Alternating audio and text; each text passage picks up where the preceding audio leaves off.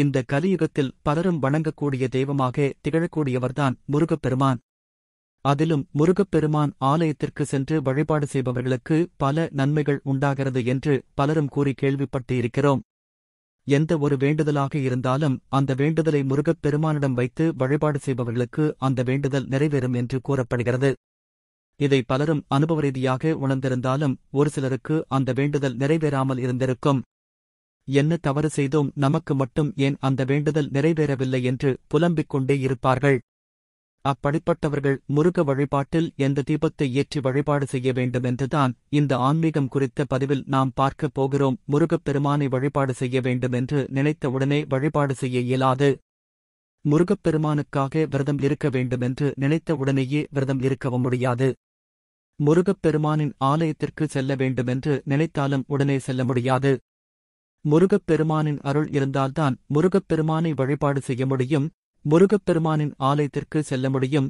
முருகப்பெருமானுக்கு என்று விரதம் இருக்க முடியும். அப்படி நாம் விரதம் இருந்தும் வழிபாடு செய்தும் ஆலயத்திற்கு சென்றும் நம்முடைய வேண்டுதல் நிறைவேறவில்லை என்னும் பட்சத்தில் இந்த ஒரு தீபத்தை ஏற்றினால் போதும். முருகப்பெருமானுக்கு உகந்த நட்சத்திரமாக கார்த்திகை நட்சத்திரம் திகழ்கிறது. பலரும் கார்த்திகை நட்சத்திர தினத்தன்று முருகப்பெருமானை நினைத்து விரதம் இருந்து வழிபாடு செய்வார்கள். அதேபோல் முருகப்பெருமானுக்கு உகந்த திதியாக சஷ்டி திதி திகழ்கிறது. இந்த சஷ்டி திதியிலும் விரதம் இருந்து வழிபாடு செய்பவர்களும் இருக்கிறார்கள். இதைவிட அதிக அளவில் பலரும் விரதம் இருக்கக்கூடிய ஒன்றுதான் செவ்வாய்க்கிழமை விரதம். முருகப்பெருமானுக்கு உகந்த செவ்வாய்க்கிழமை அன்று முருகப்பெருமானை நினைத்து விரதம் இருந்து வழிபாடு செய்யும் பொழுது முருகப்பெருமானின் அருளால் நம்முடைய வேண்டுதல்கள் நிறைவேறும். மேலும் நம்முடைய ஜாதகத்தில் செவ்வாய் பகவான் எந்த அளவிற்கு மோசமாக இருந்தாலும் அவை அனைத்தும் நீங்கி நமக்கு நல்ல பலனை தருவார் என்று கூறப்படுகிறது. அப்படிப்பட்ட செவ்வாய்க்கிழமை அன்று நாம் முருகப்பெருமானை வழிபாடு செய்யும் பொழுது இந்த தீபத்தை ஏற்ற வேண்டும். செவ்வாய்க்கிழமை மட்டும்தான் இந்த தீபத்தை ஏற்ற வேண்டும். அதிலும் குறிப்பாக காலை 6 மணியிலிருந்து 7 மணிக்குள் தான் இந்த தீபத்தை ஏற்ற வேண்டும். மற்ற நேரங்களில் ஏற்றக்கூடாது என்பது குறிப்பிடத்தக்கது. செவ்வாய் பகவானுக்குரிய தானியமாக திகழக்கூடியது துவரம் பருப்பு என்று நம் அனைவருக்கும் தெரியும்.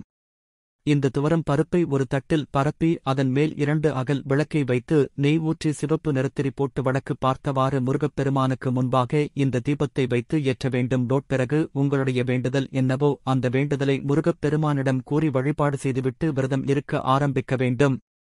இந்த முறையில் நீங்கள் ஒவ்வொரு செவ்வாய்க்கிழமையும் தீபமேற்றி விரதம் இருந்து வழிபாடு செய்தீர்கள் என்றால் உங்களுடைய வேண்டுதல் முழுமையாக நிறைவேறுவதற்கு முருகப்பெருமான் அருள் புரிவார் என்று கூறப்படுகிறது. முருகப்பெருமானை நினைத்து முருகப்பெருமானுக்கு விரதம் இருந்து வேண்டுதலை வைப்பவர்கள் முருகப்பெருமானுக்கு இந்த தீபத்தை ஏற்றி வழிபடுவதன் மூலம் முருகப்பெருமானின் அருளையும் பரிபூரணமாக பெற முடியும். நம்முடைய வேண்டுதலும் நிறைவேறும் என்ற தகவலை கூறி இந்த பதிவினை நிறைவு செய்து கொள்கிறோம்.